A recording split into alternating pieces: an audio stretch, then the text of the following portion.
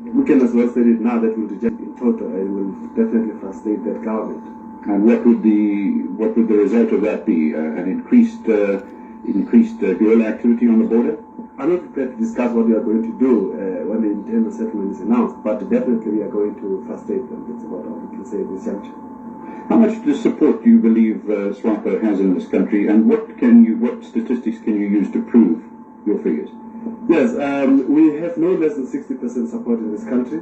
It is very difficult now for SWAPO to produce any statistics because up to 73 we had a register of members.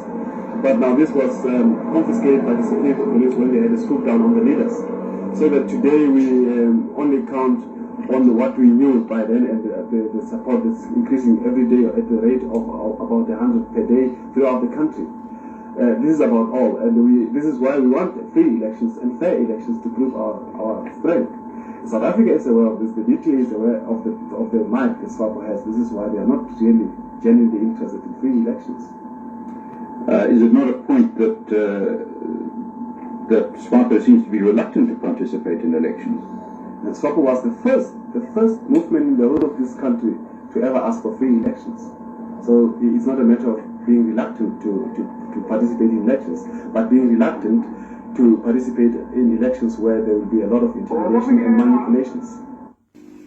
SWAPO has been rejecting the idea of a multi-ethnic constitutional interim government emanating from the Constitutional Conference because we feel that this is basically aimed at maintaining the status quo in this country. Thus, in as far as SWAPO is concerned, it still rejects the establishment of an interim government, which we rather prefer to call multi-ethnic than multiracial. And we feel that it's basically to entrench the rights of the whites in this country and maintain the status quo as it is. In other words, you don't believe that it's a genuine attempt to break down the apartheid system? By all means not. I think it's basically aimed at maintaining the status quo as it is at the moment, with minor concessions being brought in most probably. Do you think this will satisfy the majority of the people of this country? I don't think by all means that it's going to satisfy the people of this country, because what the people in this country want is not minor concessions to the present situation, but a radical change in the whole the status quo in this country. And until such time that it is achieved, and I don't think the interim government will be able to be achieving it, they won't be satisfied at all.